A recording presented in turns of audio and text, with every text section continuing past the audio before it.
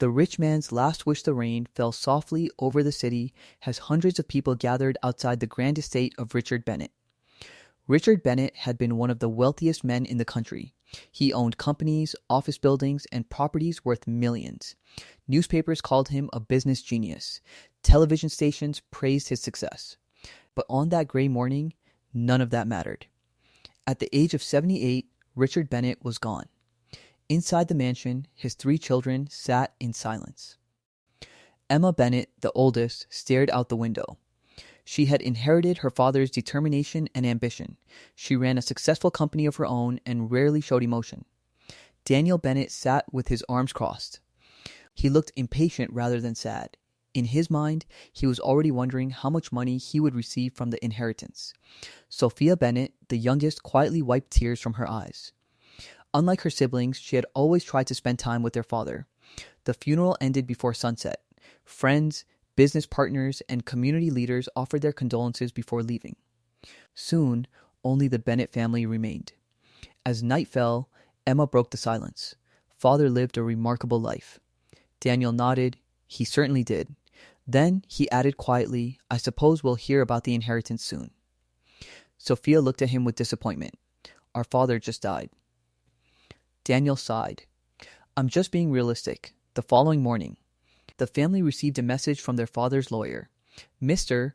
Walker requested their presence at his office the next day for the official reading of Richard Bennett's will. The news immediately caught everyone's attention. For years, people had speculated about who would inherit Richard's vast fortune. Some estimated it was worth over $50 million. Others believed it was much more. The next morning, the 3 siblings arrived at the lawyer's office. The atmosphere felt tense. Mr. Walker greeted them politely and invited them into a private conference room. A thick envelope rested on the table. Beside it sat a sealed wooden box. Daniel's eyes immediately focused on the box. Mr. Walker cleared his throat. Your father personally instructed me to read this document exactly as written. The room became silent. Mr. Walker opened the envelope and began reading. To my beloved children. The familiar words instantly captured their attention. If you are hearing this letter, it means I am no longer with you. Sophia lowered her eyes as emotion filled her heart. Mr. Walker continued, I have spent my life building wealth, but wealth is not the greatest gift I can leave behind. Emma exchanged a confused glance with Daniel. Each of you expects an inheritance. Daniel sat forward. However, the room became still. None of you will receive a single dollar today. Daniel nearly jumped from his chair.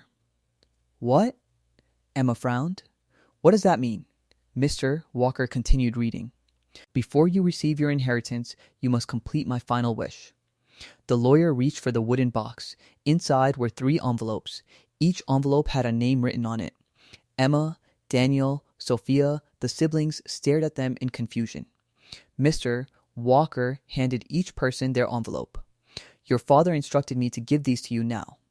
Daniel quickly opened his. His expression changed instantly. What is this? Emma unfolded hers. It looks like an address. Sophia examined her paper. It has instructions. Mr. Walker nodded. Your father prepared a challenge for each of you. A challenge? Daniel asked. Yes, Mr. Walker folded his hands. If any one of you refuses to complete your task, all inheritance funds will be donated to charity. The room exploded with reactions. That's ridiculous. Daniel shouted. You can't be serious. I'm afraid I am, said Mr. Walker calmly.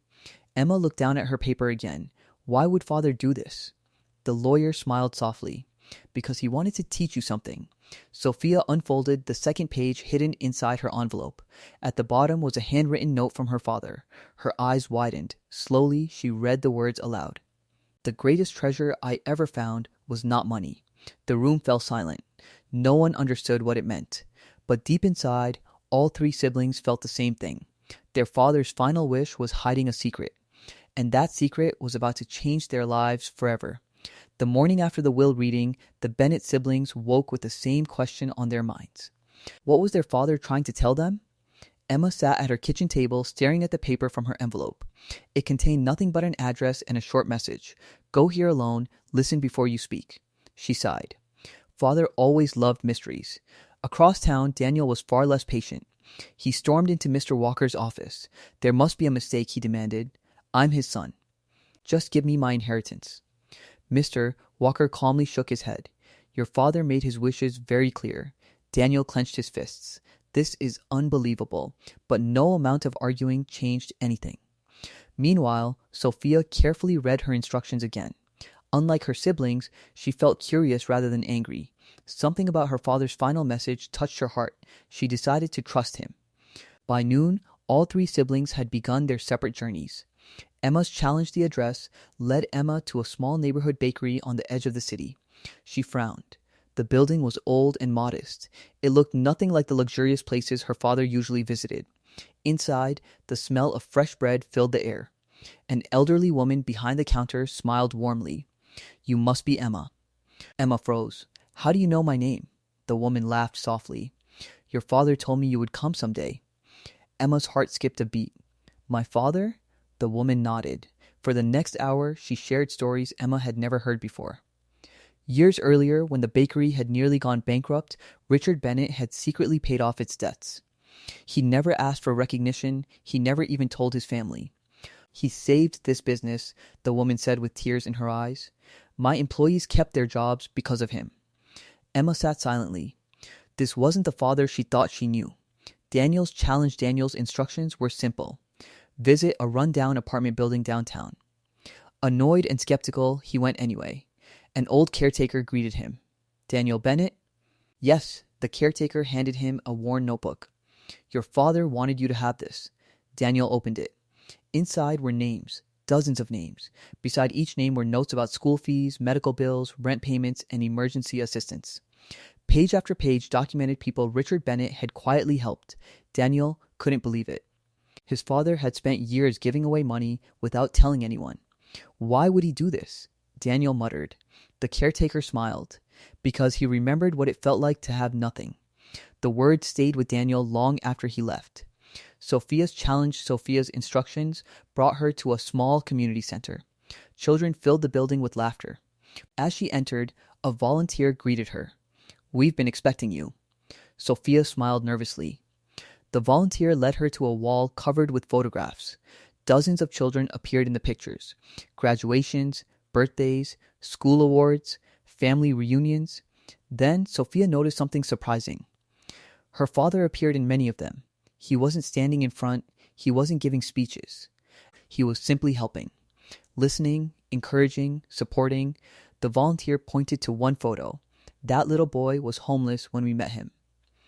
Another, she became a doctor. Another, he started his own business. Tears formed in Sophia's eyes. She had always known her father was generous, but she had never imagined the scale of it. The volunteer handed her a sealed envelope. Your father asked us to give you this. With trembling hands, Sophia opened it. Inside was a single photograph. It showed Richard Bennett standing beside a young woman Sophia had never seen before. On the back were handwritten words. Find her. Sophia stared at the picture. Who was this woman, and why had her father hidden her identity? That evening, the three siblings met at the family mansion. For the first time since their father's death, they shared what they had learned. Emma talked about the bakery. Daniel revealed a notebook. Sophia showed them the photograph. The room fell silent. Each clue pointed to the same conclusion. Their father had lived a life they barely understood. But the photograph raised a new mystery. Emma studied the young woman's face. I've never seen her before. Daniel shook his head. Neither have I. Sophia turned the photo over once more. Then she noticed something she had missed. Tiny writing near the bottom corner. An address. And a date from more than 30 years ago. A chill ran through her body. Their father's final wish wasn't just about kindness. It was leading them toward a secret buried deep in the past. And whatever waited at that address could change everything they believed about their family. The next morning, the Bennett siblings gathered at the mansion before sunrise. The photograph lay on the table between them. No one had slept much. The mysterious woman in the picture haunted their thoughts. Who was she, and why had their father wanted them to find her? Sophia carefully turned the photo over once more. The faded address was still visible. It led to a small town nearly 3 hours away. We need answers, Emma said. Daniel nodded. For the first time since their father's death, all three siblings agreed on something. By mid-morning, they were on the road. The town looked frozen in time. Small shops lined the streets. Children rode bicycles along quiet roads. It was very different from the busy city where the Bennets had spent most of their lives. Using the address, they eventually arrived at a modest white house surrounded by flowers. Sophia's heart pounded. This is it. Emma stepped forward and knocked. Moments later, the door opened. An elderly woman stood before them. Her silver hair framed a kind face. The moment she saw them, her eyes widened, almost as if she recognized them. "Can I help you?" she asked softly. Sophia held up the photograph. The woman's hands began to tremble. For several seconds, she said nothing. Then tears filled her eyes. "Richard," the siblings exchanged shocked glances. "You knew our father?" Emma asked. The woman slowly nodded. "Come inside." The living room was simple but warm. Family photographs covered the walls. The woman introduced herself. "My name is Margaret." As soon as she spoke the name, something changed. It was as though a memory had returned to her after many years. She carefully looked at the photograph. "I haven't seen this picture in decades." Daniel leaned forward. "Who were you to our father?" Margaret took a deep breath. Then she revealed a truth that left the room silent. "Many years ago, before your father became wealthy, we were engaged." The siblings stared in disbelief. "Engaged?" Sophia whispered. Margaret nodded. "We were young and deeply in love. None of them had ever heard this story before. As far as they knew, their father had only ever loved their late mother." Margaret continued, "We planned to marry. But life had other plans." She explained that decades earlier, Richard Bennett had been poor. He worked multiple jobs just to survive. Money was scarce. Opportunities were few. One day, he received a chance to move far away and start a business. It was a risky decision. If he failed, he would lose everything. But if he succeeded, it could change his future forever. He believed leaving was the only way to build a better life, Margaret said. He promised he would come back. Sophia listened carefully. "Did he?" Margaret smiled sadly. "No." The room became quiet. Years passed. Letters became fewer. Eventually, they stopped entirely. Margaret assumed Richard had forgotten her. She moved on with her life. Eventually, she married someone else and raised a family. But she never forgot him. Daniel frowned. "If that's all, why did father want us to find you?" Margaret looked toward a wooden cabinet in the corner of the room. From inside, she removed a small box. The same type of box Mr. Walker had used during the will reading. It wasn't all. Slowly, she opened it. Inside were dozens of letters, every single one addressed to Richard Bennett. The siblings looked confused. "I don't understand," Emma said. Margaret's voice shook. "I wrote to him for years." She handed Sophia one of the envelopes. The postmark was more than 30 years old. "He never answered?" Margaret smiled sadly. "I thought he didn't." Then she reached into the box and pulled out another bundle. This time, the handwriting belonged to Richard. Sophia gasped. "He wrote back." Margaret nodded. Many times. The siblings looked at one another. Something didn't make sense. If both had written letters, why had they believed the other stopped communicating? Then Margaret revealed the shocking truth. Neither of us received most of them. "What?" Daniel asked. The letters disappeared. Emma's eyes widened. "How?" Margaret slowly reached for the final envelope in the box. The envelope contained a note written in Richard Bennett's handwriting shortly before his death. It read, "If my children are reading this, then they are finally close to discovering the truth. Someone kept us apart all those years." The answer can be found in the old train station locker, number 214. The siblings stared at the message, their father's final clue. A clue he had left just before he died. Margaret looked at them with tears in her eyes. "For decades, Richard and I believed we had abandoned each other." Sophia swallowed hard. But someone made sure that happened. A chill swept through the room. The mystery was bigger than they imagined. Someone had deliberately hidden the letters. Someone had changed the course of 2 lives. And the final answer was waiting inside locker 214. The following morning, the Bennett siblings arrived at the old train station. Time had left its mark on the building. The paint was faded. The floors creaked. Only a few travelers passed through its halls. Yet somewhere inside was the answer their father had spent decades trying to uncover. Sophia held the key Mr. Walker had delivered earlier that morning. Attached to it was a note written by Richard Bennett. "The truth may hurt, but it will also heal." The siblings found the locker area at the back of the station. Rows of metal doors stretched before them. Then they saw it. Locker 214. Sophia's hands trembled as she inserted the key. With a soft click, the door opened. Inside sat a single cardboard box. Emma carefully lifted it out. For a moment, nobody spoke. Then, Daniel slowly opened the lid. Inside were hundreds of old letters. Some were addressed to Richard, others were addressed to Margaret. None had ever been delivered. Sophia felt tears forming. All those years, all those missed opportunities, all because of a box full of hidden letters. But there was something else. At the bottom rested a leather journal, Richard's journal. Emma opened it. The first page revealed a date from more than 30 years earlier. As they read, the truth finally emerged. Years ago, Richard had left town to pursue his dream. He and Margaret had continued writing to one another faithfully, but Richard's father strongly disapproved of their relationship. He believed Margaret would hold his son back. He wanted Richard to focus entirely on building wealth and success. At first, Richard didn't know what was happening. Letters from Margaret suddenly stopped arriving.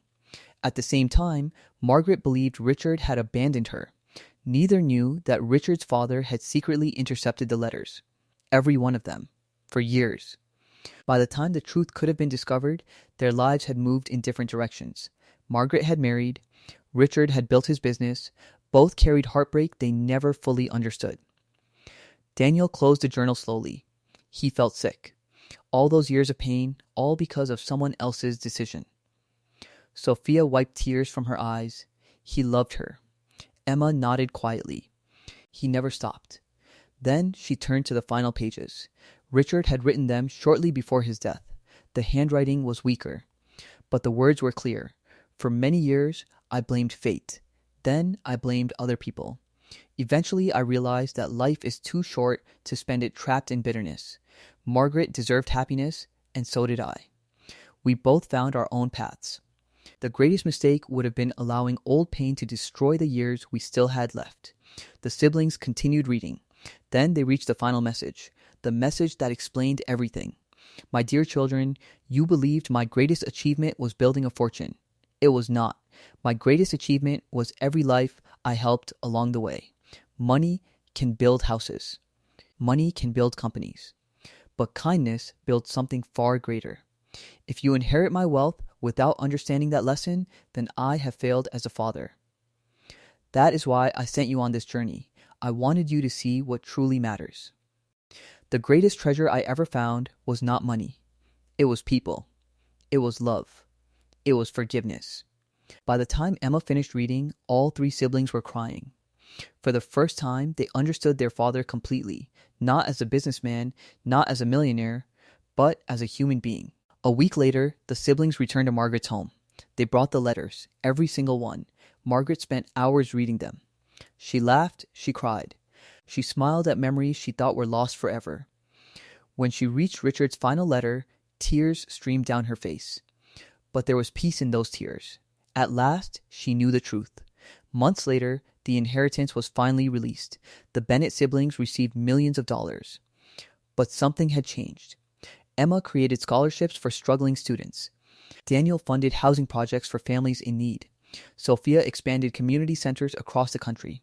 Together, they continued the work their father had quietly begun years earlier. On the anniversary of Richard Bennett's death, the family gathered at his grave. A gentle breeze moved through the trees. Sophia placed fresh flowers beside the headstone. Then she smiled, because she finally understood her father's final wish. The inheritance had never been the reward. The lesson was, and that lesson would last far longer than any fortune ever could. The end moral true wealth is not measured by how much money you leave behind, but by how many lives you touch with kindness, love, and generosity.